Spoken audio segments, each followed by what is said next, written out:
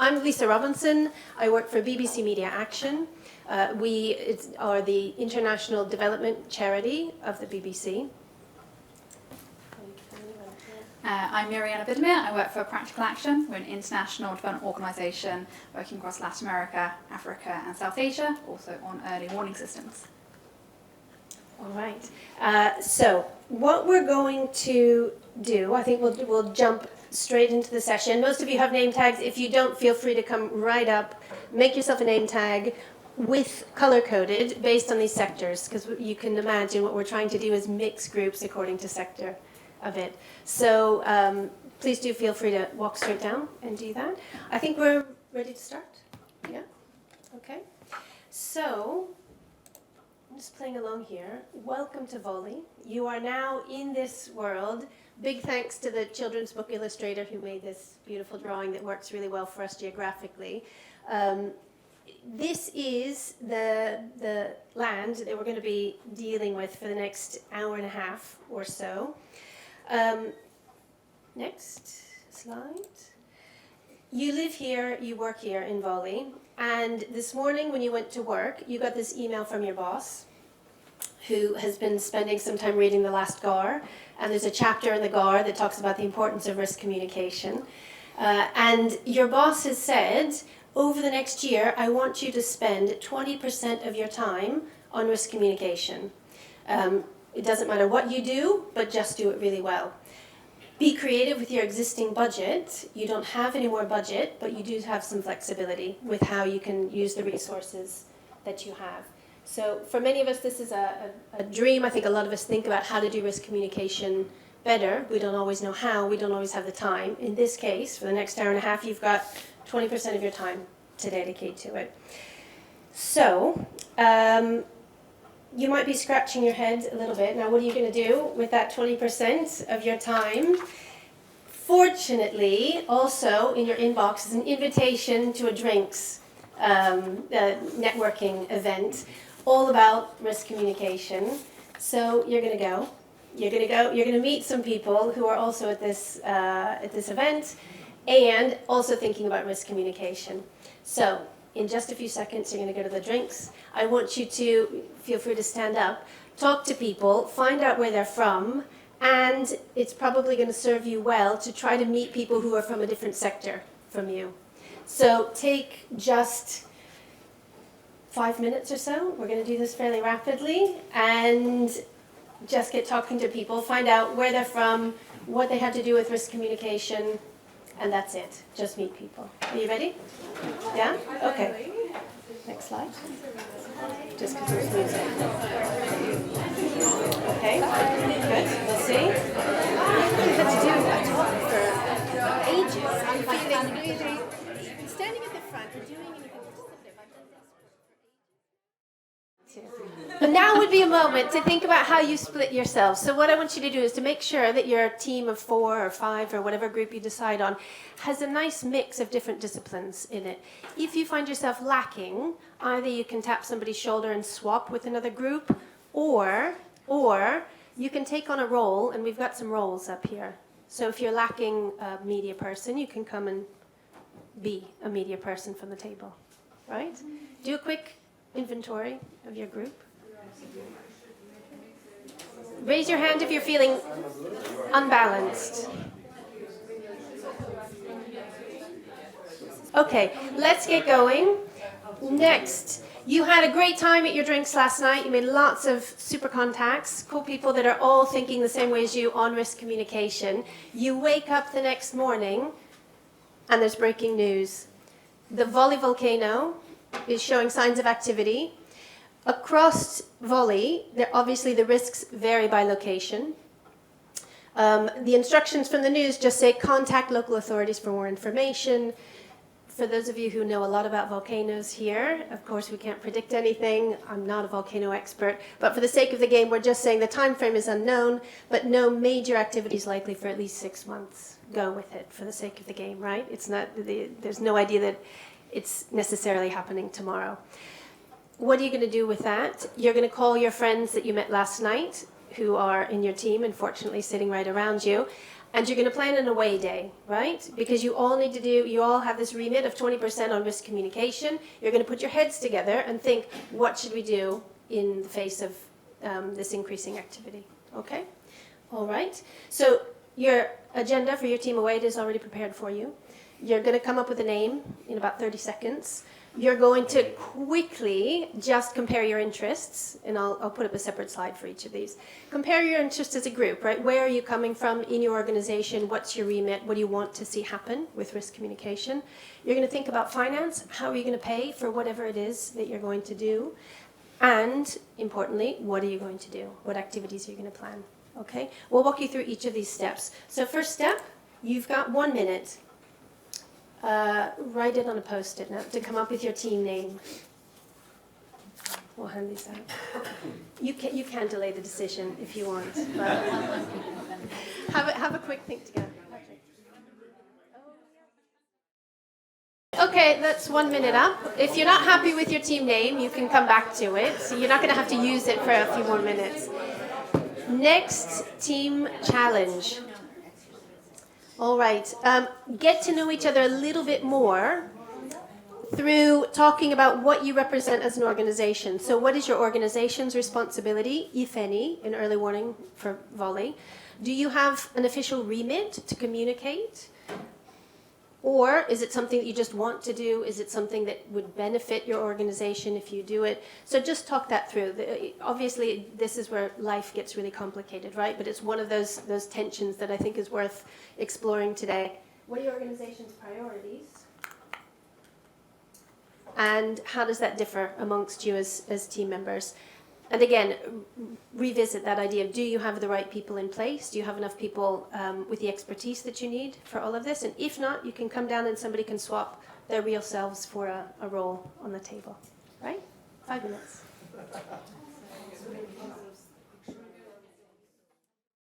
Okay, I think you still have time to get to know each other. I want to make sure that we're just doing a quick introduction of each other and where you're coming from as you approach the exercise. So you can keep talking about your perspectives through the rest of the exercises. We're going to move on now to this question of financing, right? So you know who you are, you know roughly what your priorities are as organizations that you work for.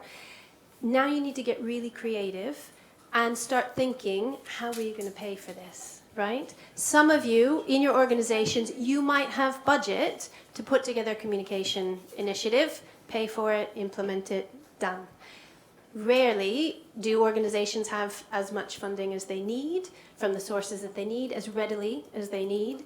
So this is where we put on our creativity caps a little bit, and just start thinking, who has budget that we could draw on for funding risk communication in this case? So just think laterally about where you might access that funding. Now I'm going to give you a sheet that you can jot down your ideas on. Don't flip it over because some ideas are on the back.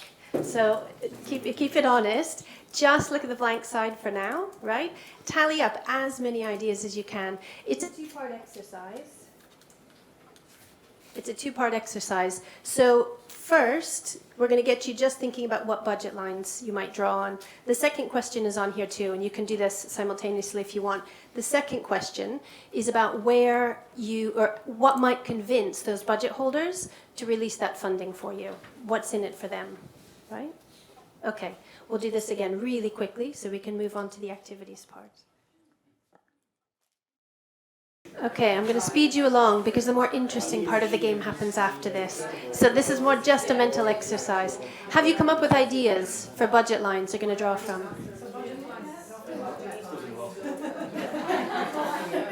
Any great ideas for drawing on budget lines? How many? Let's do it this way. How many ideas for budget lines do you have so far? 6? In this group here, how many ideas do you have for budget lines? We got one from each one. One from each of you, okay. And you've got 6 in the group, okay. Here, how many budget line ideas do you have? None. Okay. This group here. 2. Okay. All right. Okay. Do you have any good arguments for your budget holders that you're going to make about why they should give you their budget line to spend on risk communication? It's kind of Let's that hear. kind of whole UNDRR thing, invest $1, get an $8 return. Okay, but they're just going to what? Give you their budget line. What do they have to show for it? Well, I guess it depends who the kind of donor or the organisations are. So, for example, if we were looking at, so we've got private donors, like private sector telecoms, for example, if we were looking at that, then there might be a mandatory stipulation that they need to provide telecommunication channels for emergency services or something like that. So, I mean, they're not necessarily getting anything out of it, but there's something they're saying they have to do it. Well, insurance, for example, uptaking insurance premiums or high level of insurance development, I guess. It depends which sector you're looking at, depending on the argument. But we haven't got that far yet. Okay, all right, good, all right. I'm speeding you along. I know I am. Ideally, we'd have more than an hour and a half for this, but you're getting more the idea of anything. Okay, you're phrasing some longer term. Sorry? Next, yeah. You're phrasing some longer term arguments, right, Susan?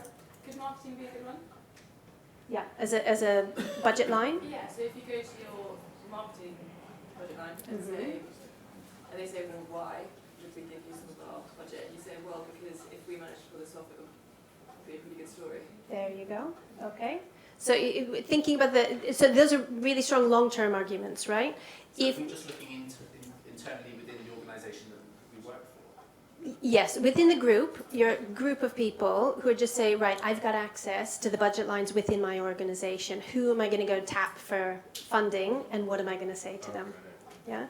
So yes, you could go to the marketing department. They have loads of money for things like this, right? For communicating in a big way, right? So what are you going to say to the marketing department? You're going to say, it'll look great. If we pull it off, it'll be a super story. It'll position the organisation really well for having done this well. Okay. Anything else? Any other great ideas? Yeah. My question would be, do you have to have your own budget, or can you kind of leverage in-kind services? Because like media, all the time likes to do weather and would play an educational role, or local public safety or schools. I mean, those are organizations with those, missions, and they could do it without necessarily giving the organization money. Yeah, great thinking. So with the short term, along those lines are going to work really well. You can go to those organizations and say, you've got a budget for outreach. Let's work together and make sure that budget for outreach is very much in line with this larger communication strategy. Okay, all right. Never as simple as this, obviously, but it's getting you thinking beyond this idea of, I need a budget for risk communication. I don't have one, therefore I can't do risk communication, right? It's just to think broadly about how you can do it. Some ideas that have come from another version of this are on the flip side, so you can take them home, think about them, debate them, argue them over time. For now, for the sake of the game, the idea was as many ideas as you came up with. So the group in the back had six. Okay. For the sake of the game, you would have 6 golden coins to spend on your communication activities in the game. This group here would have had 0 golden coins because you didn't quite get there yet. So you got there. Okay, 6 and 6. For the sake of the game, you're all going to have 10 golden coins to play with, right? You can spend your gold coins on communication activities. You all have 10 just to set a level playing field, right? Okay. Next slide. You're following me here. Okay, you've got 10 golden coins. Within each team, you've got government, civil society. You can... Just watch your button sometimes when it presses. Yeah, I think it's needing reset. I think Is that working? I don't know if it Yeah, is. you just go by the lectern, there's just a gooseneck there. Okay. Sorry. That's all right. Well, I won't be talking too much more. You guys will. Now, yeah, go. Okay. So, I want you to, we can start handing out the activity pages, yeah. You're going to spend your gold coins on some activities. You've got a menu of activities, right? So if you want to do a certain activity, it's going to cost a certain number of gold coins. So the sheet's coming round. All of you can get a copy of it. You might want to do some media, you might want to do some outreach work, you might want to do some research, you might want to do some other activities, but roughly you've got a lot of ideas there, and they cost money. And you've got 10 gold coins to spend, so you're going to have to make some decisions about what you pay for and what you don't pay for, what you don't do. Okay? So come up with a plan, an activity plan for how you're going to spend your money. If you're really conflicted amongst you, some decision makers, the government have 6 gold coins that they can spend. NGOs have 2, technical 1, media arts, you've got 1. You're pulling your money together in a group. As a group, you've got 10 gold coins, right? But if there's any tension about what you spend money on or not, then the group here with the largest number of coins can decide, okay, no, I want my 6 going to this, done, right? So that should help with your decision making a bit. I would like to have more coins. More coins. What are you? You're? Technical. Technical, yeah. How much money do you normally have in real life to spend on risk communication? I think 4. 4 coins, okay. And what is your organization? We haven't come around to that. Okay, all right. We tried to get this to reflect real life, right? Typically, an organization with the remit of communicating publicly around emergencies will tend to be the government. Technical agencies, media arts agencies, in terms of remit or dedicated budget to communicate, early warning system, tend to have fewer. So clearly, there's a point here about pulling together and doing bigger efforts with pooled funding, all in the same direction. And we'll definitely talk about which technical agency has 4 gold coins to spend after, because I want to know who they are. Okay, ready? Go? Make a plan? Yeah?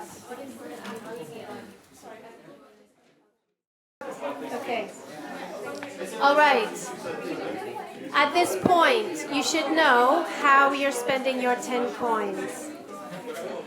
If you need a quick decision, refer to the people who have influence in your group. Make it snappy. Decide how you'll spend your 10 coins. Okay. All right. At this point, I'd also like to acknowledge the online group here. There's a group of 17 people trying to have this conversation in the chat bar. So if you thought you were having difficulties, they're real troopers. They're doing a great job. I think it's going to be tough for them to come up with it. Thank you, online group. I don't know where to look because I don't have you on a camera. I'll look here. So do your best. I think virtually we'll see how you do, and you've got a great moderator here to help you through it. Okay, for the teams in the room. We've got 4 teams in the room. You've got your decisions on how you're going to spend those 10 coins. I need 1 representative from each group to come forward. So decide amongst yourselves who's going to come up. You don't have to make decisions on your feet. You don't have to do anything but stand here and represent your group. That's all. So decide amongst yourselves who's comfortable standing. But in all seriousness, if you're not comfortable standing for any physical reason, you wouldn't be the best volunteer. Do I have to come? Yes, please. Okay. Next slide. Next.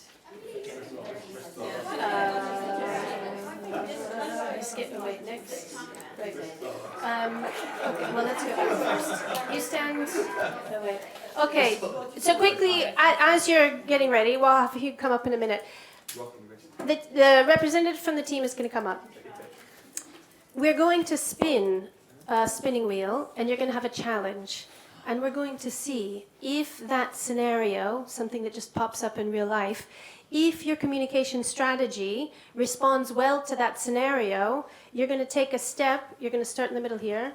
Look over here. Oh, gosh, that's not a good indication. Towards success over here. So, right, you're going to start in the middle. If you spend your money on something that really helps you through that scenario that comes up on the spinning wheel, you for your team, you're going to take a step towards success. If you didn't spend money in a way that helps you with that scenario, you're going to take a step closer to mess, right? That's what we're going to do. Who makes the decision whether we think it's a success? Should be obvious. Okay. I'll say, did you spend money on this? Okay. And you did or you didn't. Okay, clear? All right, send your representatives up, please. 1, 2, 1 for this group, and then 1 for this group. Give them an applause, guys.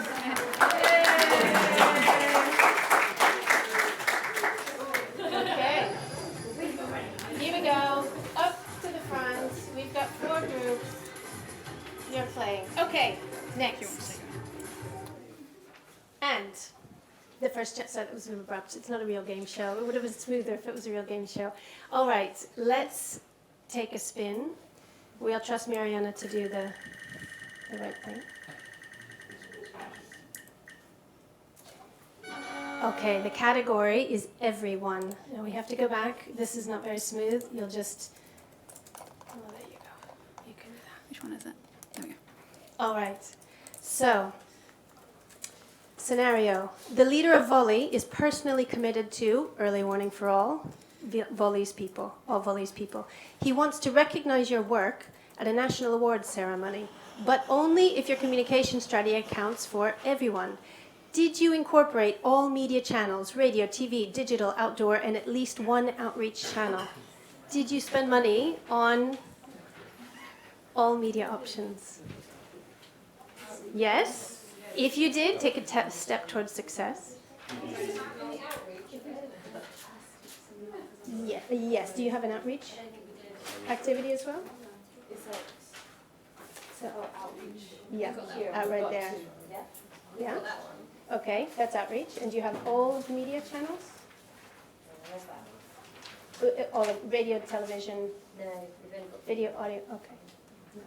No. Okay. So yes, so that one, yes. If you've built capacity of all and you've got the free injects, that's fine. That works, plus outreach. So, if your communication strategy deliberately includes all media options plus outreach, and you intentionally are trying to reach everyone in Volley, then you take a step towards success, right? If not, step towards mess. Got it? It's the honesty policy. All right, next challenge. Who? Just to be clear here, I know it's difficult because you're all lined up. Who had success? Okay.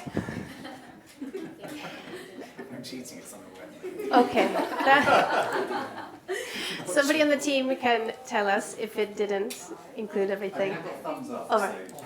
Let's try the next spin. And you can delete the categories after that.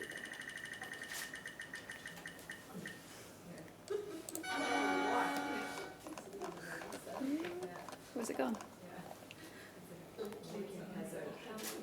Yellow. Yellow. Top one. Next one. Oh, Okay. Sorry. All right. If your communication has evidence of impact, Volley, sorry, typo, will triple your team's budget for risk communication next year. However, likes and anecdotes won't cut it. You need measurable change in knowledge, feelings, perceptions, and actions. So, did you invest in robust impact and learning research based on your strategy names? Okay. All right. Please, go ahead. Wait, let's all listen here. Our objective is for the next 6 months. Yeah. Until sort of something hits, right? Something happens. So for me, this is typically something you would have after, but not in the 6 months leading up. Okay. I understand the logic. Sometimes it's difficult to measure after everything's done if you don't have a baseline. How will you measure that? But how can you, for example, measure the impact if nothing has actually happened and you don't know if people, before something happens? Anyway, that was sort of, I think, our argument to not include this. Okay. I can see the 6-month timeline might impact some of your decisions and spending. In terms of, yeah. Just in terms of often what you find is there's a window of opportunity, and sometimes if there's an event coming up where there's a short window where you do get people's attention, it can spin off in terms of other opportunities and funding going on from there. So whilst there's a 6-month window, there's also thinking kind of longer terms, and that's where we're kind of thinking, well, if you've got this entry point now, let's try and measure the impact so we can then maybe think about longer term funding for this, show that it's really good, show that it's really impactful, think about other hazards, think about other risks. So that's maybe something to be thinking about. Obviously, there's not always funding for that sort of thing, and I understand kind of your perception in terms of the 6 months, but that's kind of a general perception of how this fits in. Is there someone at the back who was... Yeah, I had a question about the monitoring piece on this, because that's what we were thinking for monitoring, was that we were going to sort of keep pace with how people are understanding our risks and whether or not it's being harmful. Does that count? Yeah, I think you can make an argument for that as well, because what you're measuring with monitoring along the way would culminate in something like this. There obviously aren't easy answers, but one of the things to think about now through this is, what are you measuring? Are you only looking at those final actions? And if so, are you missing some really important indicators in terms of shifts around knowledge, perceptions, willingness to act? Sometimes people don't act for real impediments, but even a shift in being willing to act, taking small steps in preparation to act, all of that might count. Then you're doing additional studies to understand what is it that's preventing them from taking bigger actions. Right? We felt that the research and strategy would have already included some impact and learning measures, considering its cost. I think if you've got a really good team on your formative research and your communication strategy, they absolutely should identify which indicators you want to shift over the course of the strategy. You won't be invited to the awards ceremony if you don't have measurements of that. So you might have a fantastic indicators table at the beginning, but no data to prove whether you shifted the dial on any of those. Yeah? Picking up on the research and strategy, though, you have a piloting, which I presume is like a session or scenarios and practice, right? So you're done your research, developed your strategy, tested it, and then you sort of see what's working or not from that. So does that come towards like developing a robust impact, sort of a baseline, and then looking at how your strategy plays out? The piloting tends to be for one-off media pieces, for example, or communication pieces. So you might play a pilot to a focus group and say, do you understand it? Do you like it? Does it speak to you? Do you think it's for you? Do you think it's for someone else? And that way you're well, we'll get into formative research, actually, another question. But so that tends to be just a small measurement to judge whether that is something that you want to launch to millions of people at a time. So you do piloting before it goes mass. Yeah. Yeah? Okay. Next challenge? Okay.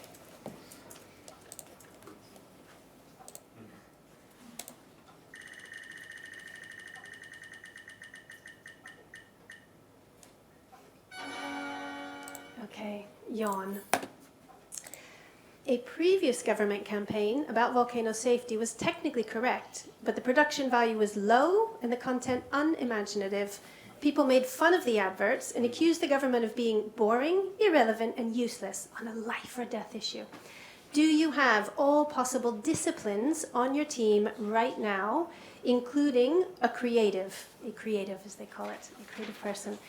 For example, a local artist or someone that can bring this content to life. Take one step. You all did? Fantastic. Oh. Thank you for your honesty. All right.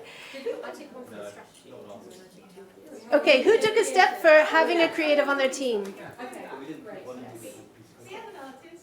Oh, do we? Okay, okay. This was in the people in your group. Like the physical people in your group. So that's why in the beginning I was encouraging you all to make sure you had diversity in your makeup. And if you didn't, you could actually come and take a piece of paper that represents a creative. You can outsource it. Okay, and then did you invest in a strategy Kevin, can you go this way a little bit? Yeah.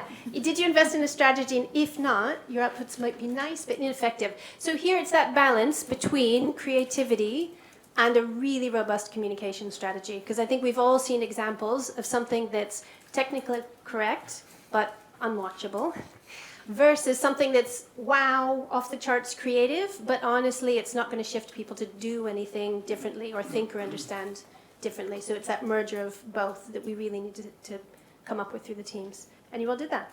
Yes. Okay. Fantastic. Success. Great. Next. While she's spinning, let's just acknowledge it's harder to do in real life than in the game, right? Finding those people, integrating them into teams is really tough. Oh, gosh. This was made in the early hours of the morning, maybe. All right. Listen and learn. There, it's correct. All right. A government official is advising residents to reinforce homes with modern building materials. And he happens to own a construction company on the side. Most people cannot afford these materials. He also owns a money lending company. Meanwhile, rural elders remember traditional techniques to strengthen roofs to avoid collapse. They're not online. Did you invest in outreach to identify trusted local knowledge as opposed to just social media or online? Did you all invest in outreach? Yes. Yes? Fantastic. Okay, you're going to reach those village elders now, and you're going to be able to hear from them and capture some of that knowledge. Also, did you invest in dialogue? There's anything with that little dialogue bubble on your menu option to encourage discussion about building techniques and accountability or conflicts of interest. Yeah?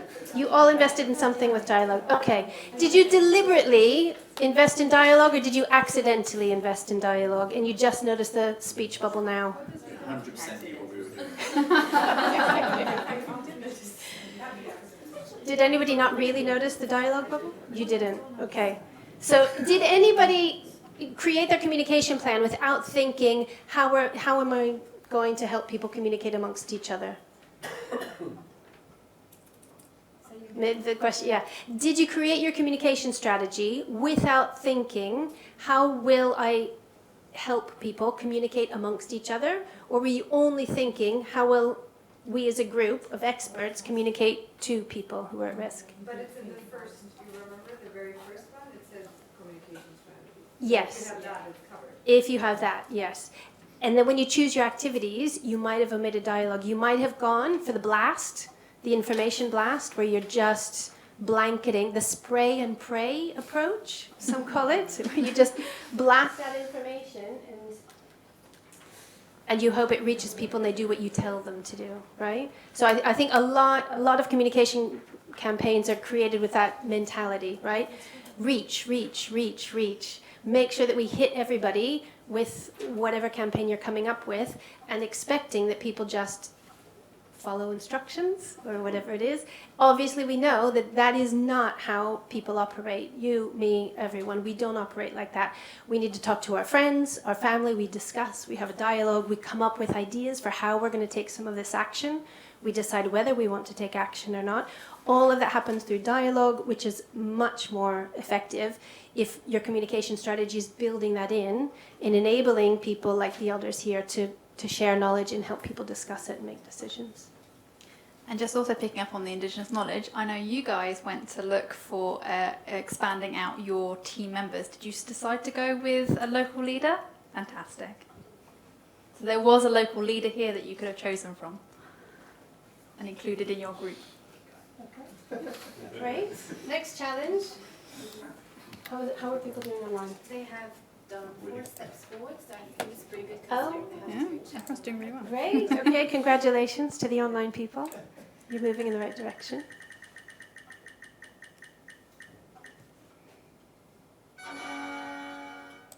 Okay, I think you know what this one is about. Skill and will. All right, volcanic activity is picking up and you need impactful media content quicker than expected.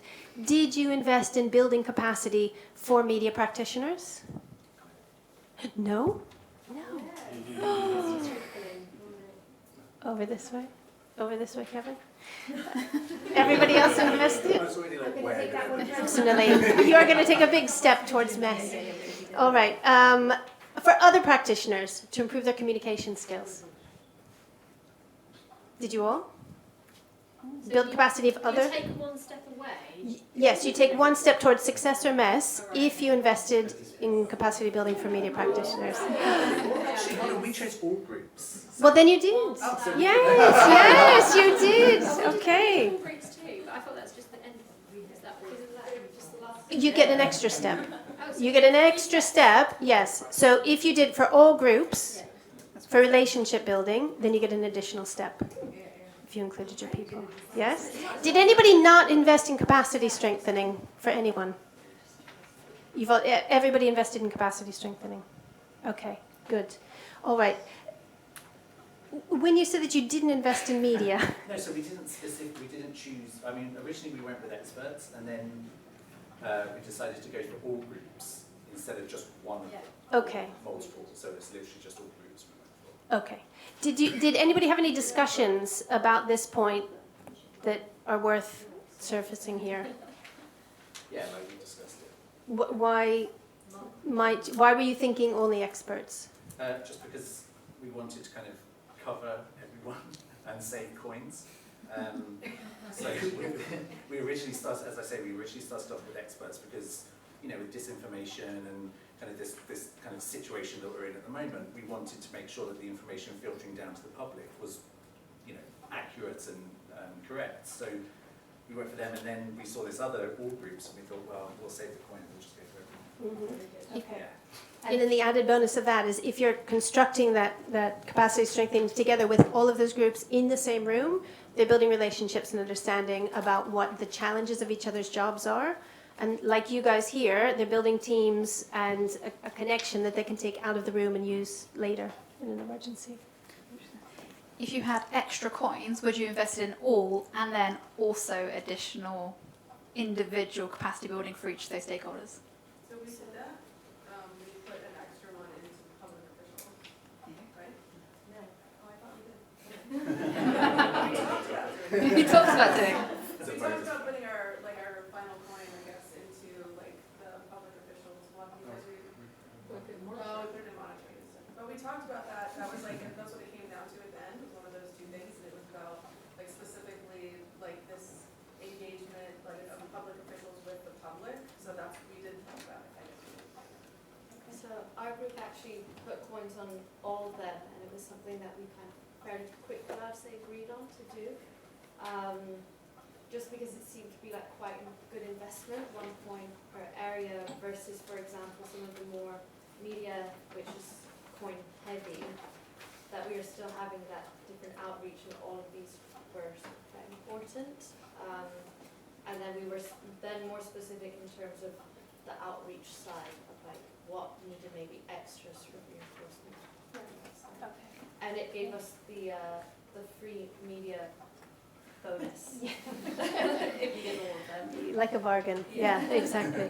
All right. I mean, if any of you watched, and I'm sure you did coverage of the fire in Maui, I think you will have seen media coverage that you wish had been a little bit different, right? A lot of times, I mean, we can talk about media systems and, you know, what drives income and how media are funded and all of that. But also, a lot of times, they're reporters who do not have a background in disaster risk. They're not always sure of the right questions to ask, who to interview necessarily. Funds are short in media agencies also. So I think a little bit of capacity strengthening goes really a long way, so that they can craft some of those, you know, perhaps not ask the hard-hitting accountability questions right off. Maybe ask them later, but they could ask a lot of other different questions and share information that can be much more useful at different stages. So, okay. Next, let's move on. We only have a few more left. You're all winners so far. Rumor. Okay. Land grabbers are spreading disinformation that evacuation is mandatory before the scheduled eruption on Thursday. Separately, misinformation, and there's a difference between the two terms, is circulating that being underground during eruption will be safer. People are digging holes everywhere, causing unnecessary disruption and expense. So disinformation is when it's deliberate. Misinformation is information that's not correct, but it might be accidental or out of lack of knowledge. All right. Did you invest in monitoring to listen for trends and address some of these? No. Yes. Okay. And the other group? No? You did?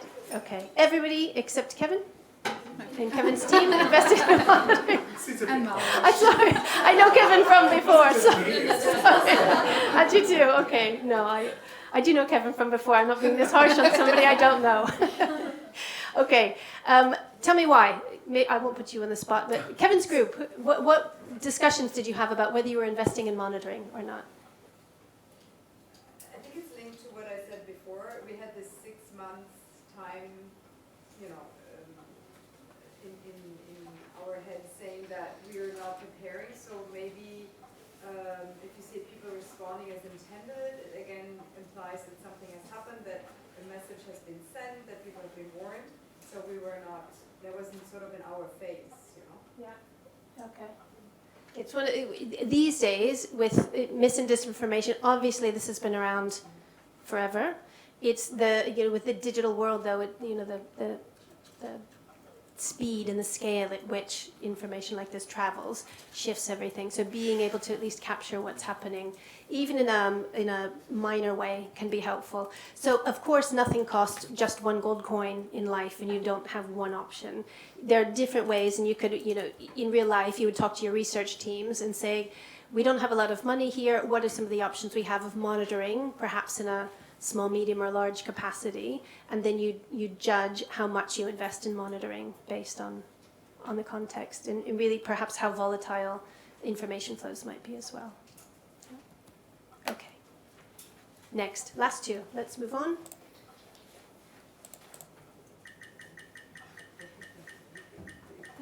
They're both weirdo. And I think it's the same category as this last one. Yep. Oh, yeah. Okay.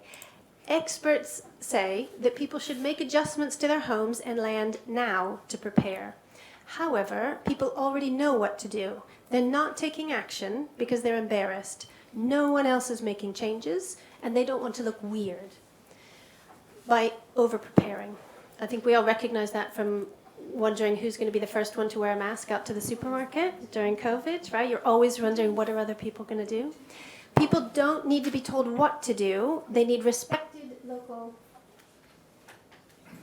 influencers, role modeling, early action. This is actually taken from formative research that we did in Bangladesh ages ago. So in terms of the hurricane season, people knew exactly what to do, but they really were afraid of what the neighbors would think if they were looking like they were doing extra things like tying down their roofs.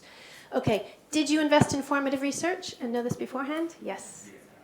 Yes, you all did. That one was really chunky right at the top. It was difficult to say no to that one. Okay, well done. I think those are all the categories, right? Yep. We're done. You all won fantastically. Well done. Online group, how did we do? They won. Volley is in such good hands. I hope that all of us live in places where people like you are thinking so carefully about risk communication. Let's take just a few minutes, and I want to hear from you what this made you think of, what kind of discussions you had, what was quite obvious or what was a really point of debate within the group, and importantly, how this relates to your real life, your real job, and what is a bit not realistic at all. Anything? So again, I think it's, one of the things highlighted is that it's very complex. So for example, from my perspective, it's very much about how to ensure that the message gets to the communities at risk. So the communication channels, what you can use, what kind of channels, but that around that there's a lot of other stakeholders, issues to take into account. How do people perceive the message? How do you train? How do you build capacity for the different stakeholders? So in general, I think that it's a very complex system. And that, you know, the main thing is that you need to bring together these different stakeholders to work together. Great. So when we're thinking about early warning systems, a lot of times we're thinking about the technological systems, but the human systems that happen around that, as you say, are, you know, completely integral and get less attention. Kevin?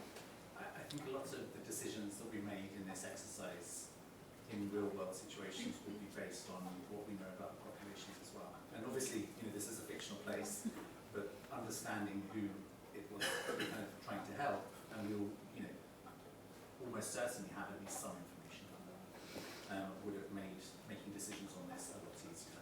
Yeah. Obviously, I get why it didn't give us that information. But yeah, so real world, you know, these decisions almost wouldn't have been quite as difficult in some ways because we would have some data behind us to be able to make an effective choice. Yeah. And hopefully you would have that. I think it's a question about what information do you have about populations. A lot of times at a very hyperlocal scale, we might find people who know about populations. If you have to do a lot at one time, you know, how much do you know about risk perceptions? How much do you know about preparedness? How much do you know about media consumption patterns and preferences? What do people, you know, consume and for what reasons? They might use one media source for entertainment, a different one for news. Who people trust? You know, all of this takes a lot of research to get through. And frankly, you don't have time to do that at the outset. It could take you 6 months to do that, and then another 6 months to write it up. And by that point, it's too late with the volcano. So having some of those media landscape studies and risk perception studies already done and then gradually updated could be something that you want to do now before there's a looming threat. Yeah, I mean, there's always more data you need, isn't there? Like, you can always ask for more, and there can always be better data and more recent data. But I think my point was there would at least be a baseline there. Yeah. Like we would have some information. So, Yeah. And I suppose thinking about what information you have Yeah. is what you know, you might go home to your jobs and say, do we know the right things about the population? We know a lot. Do we know enough to start a campaign tomorrow or a communication initiative? Okay. Online? Is there a question online? Oh, yes, sorry.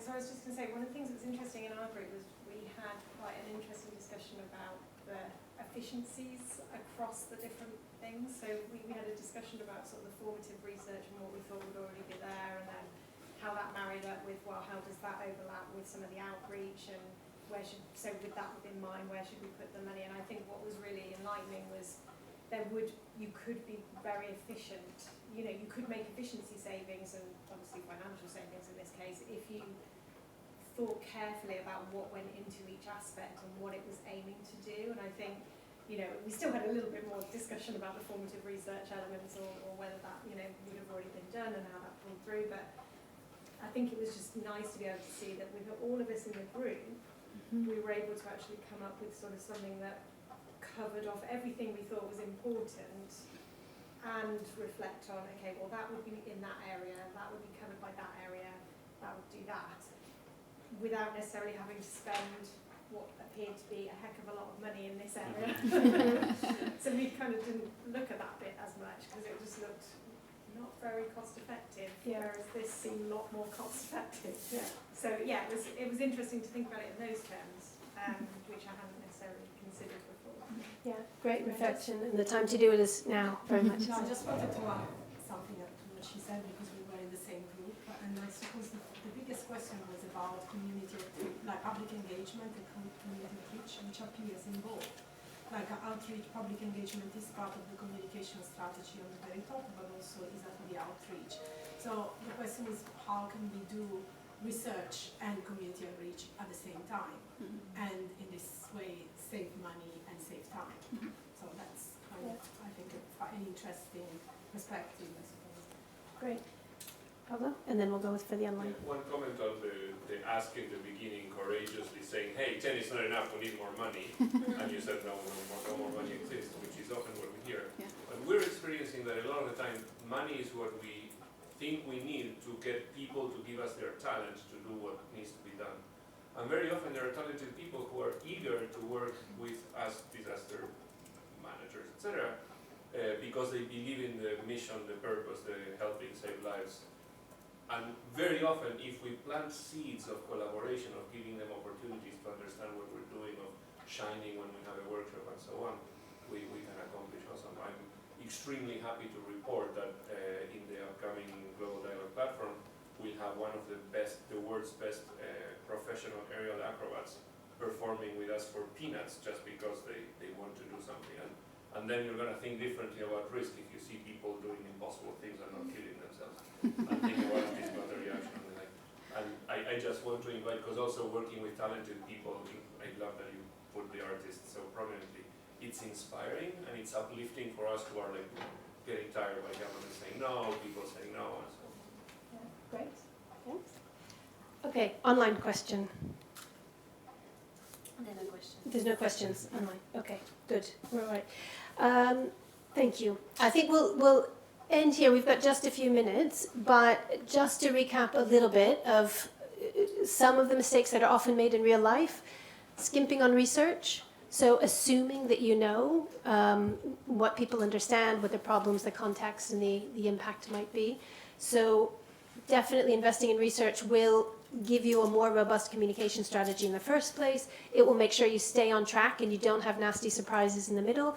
And it will help you demonstrate the impact that you had not only to your budget holders, but to the wider sector, because risk communication is not heavily funded right now, and exactly what works in risk communication also is not researched well enough. So understanding what works, what doesn't, is something we all need to be contributing to, I think, in a wider sector.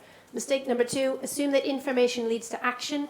We all know this is not the case. Yet, we keep seeing information blasts out to the people. Message the people is an expression that I've heard sometimes.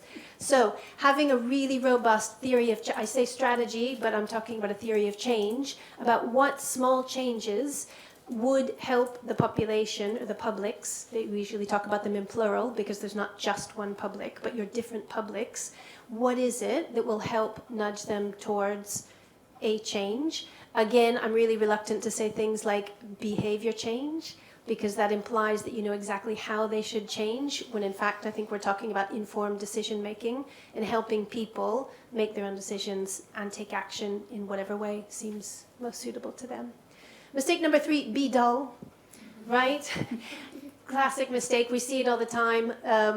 So the idea here is to use creativity, but again, coupled with strategy. It really is no use to just be wild and creative when, if you're putting money into that, but you have no theory of change behind it. You don't know exactly how you're applying this creativity and what you expect to shift afterwards. So again, merge those two together always. Mistake number 4, don't listen to the public or your publics. So this idea of nurturing open dialogue and budgeting for it is critical. You learn loads, you learn lots of indigenous knowledge, lots of ideas, you monitor for misinformation, disinformation, and there's a massive role for accountability as well. So opening up that dialogue and making sure that it's happening.